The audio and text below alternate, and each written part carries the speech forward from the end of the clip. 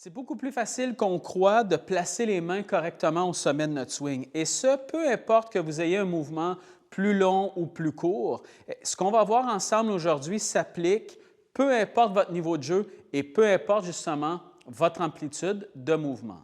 Ce qui est important de comprendre, c'est que lorsque vous arrivez au sommet de votre swing, donc au sommet de votre mouvement vers l'arrière, si vos mains ne sont pas dans le bon angle, et par dans le bon angle, ce que je veux dire, c'est que si, par exemple, si vous regardez ma main gauche ici, donc avec le logo de mon gant, si je suis dans cette position-là ici, comme ça arrive beaucoup trop souvent, la problématique, c'est que ça veut dire que lorsque j'ai fait mon mouvement ici, ça veut dire que je viens ouvrir ma face de club. Automatiquement, dès qu'un poignet arrive dans cet angle-là au sommet du swing, ça ouvre la face de club. Et si ma face de club est ouverte, ce que je vais devoir faire à la descente, c'est que je vais devoir travailler extrêmement fort à ramener ma main normale et ensuite de venir tourner à travers la balle. Et là, bonne chance au niveau de la constance, ça va être extrêmement difficile. Soit que vous allez avoir des balles qui vont slicer, donc vraiment pour les droitiers vers la droite, ou des balles complètement tirées vers vous parce que les mains sont obligées de trop compenser à l'impact. Et là, on va se promener autant à gauche qu'à droite. Notre point de repère qu'on va prendre ensemble, c'est super simple. Ce que vous allez faire, c'est que vous allez vous assurer, par exemple, pour droitier, que votre main gauche soit toujours sensiblement dans le même angle que votre avant-bras lorsque vous faites votre mouvement vers l'arrière. Et je m'explique. Je m'installe à la balle comme ça ici, je fais mon mouvement vers l'arrière et vous voyez quand je suis dans cette position-là ici, à quel point on dirait que mon poignet gauche ici et mon avant-bras, tout est dans le même angle. Okay? Je n'ai pas un angle comme ça ici et je n'ai pas besoin non plus nécessairement d'aller chercher un angle comme ça, comme on voit parfois sur le PGA Tour avec des joueurs, par exemple, comme Dustin Johnson. Vous n'avez pas besoin d'aller chercher ça.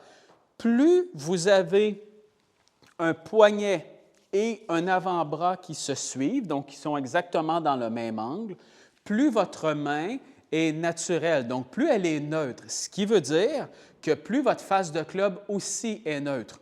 N'oubliez pas, ce que je vous explique toujours, c'est que votre bras gauche, donc votre main gauche pour droitier, c'est la main, par exemple, qui va diriger la face de club, donc qui va l'ouvrir, qui va la fermer ou peu importe.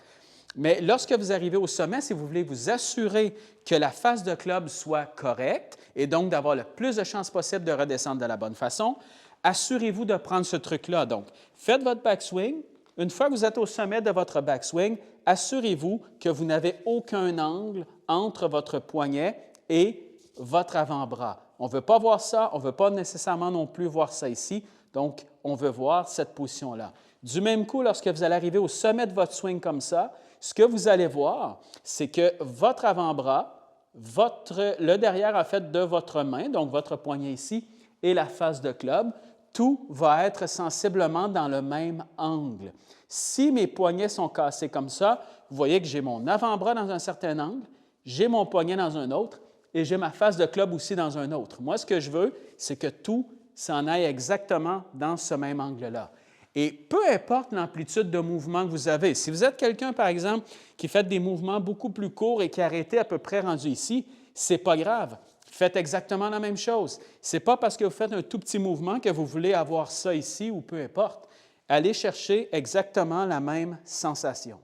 Et souvent, les problématiques d'aller chercher justement un angle au sommet comme ça ici vient du fait qu'on essaie d'ajouter un peu trop de poignets. Souvent, on croit que pour aller chercher énormément de vitesse, énormément de puissance, bien, on va essayer d'aller chercher un maximum d'angle au niveau des poignets. Oui, on veut un angle, mais faites attention que l'angle soit correct, donc dans la bonne direction. Si je fais mon backswing comme ça ici, mon mouvement vers l'arrière, mais que j'essaie souvent d'ajouter beaucoup d'angles, vous voyez automatiquement mon poignet vient complètement de se casser comme ça ici. Donc moi, ce que je veux, c'est beaucoup plus ça.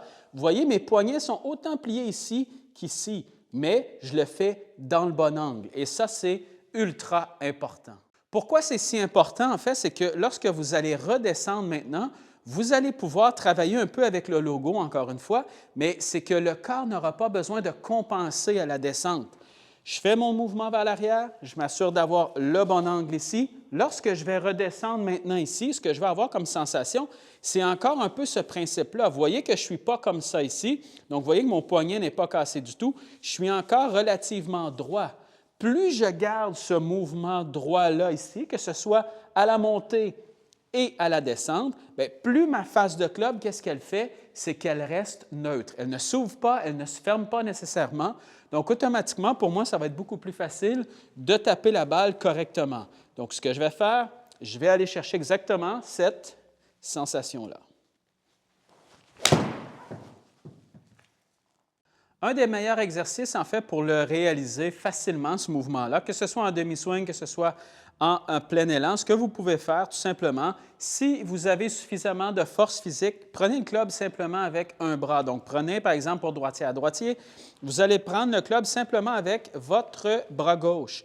Et ce que vous allez faire, c'est que vous allez laisser tourner le corps comme vous le faites à l'habitude, mais vous allez monter simplement avec ce bras-là, donc simplement avec votre bras gauche. Et vous allez voir, quand vous faites ce mouvement-là, à quel point, justement, vous allez arriver avec un poignet qui va être extrêmement neutre comme ça. Vous ne monterez pas comme ça si vous montez simplement avec un bras, vous allez monter vraiment avec un mouvement qui est beaucoup plus neutre. Et à partir d'ici, tout ce que vous avez à faire, venez placer votre autre main sur le club, donc votre main droite pour droitier à droitier, et à partir de là, vous avez vraiment la bonne position. Que ce soit un petit mouvement ici ou plus long, ça va être exactement le même principe, le même poignet.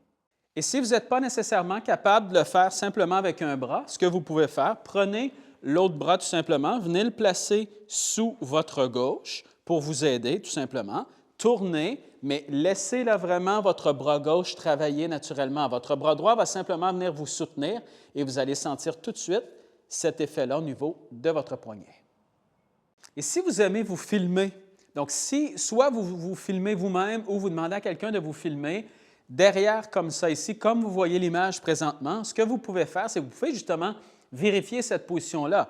Demandez à quelqu'un de vous filmer et lorsque vous allez regarder votre vidéo, assurez-vous justement d'arrêter au sommet de votre swing et regardez si votre avant-bras, votre poignet et si la tête de club, tout est à peu près dans le même angle et non pas d'être comme ça, par exemple, au sommet du swing.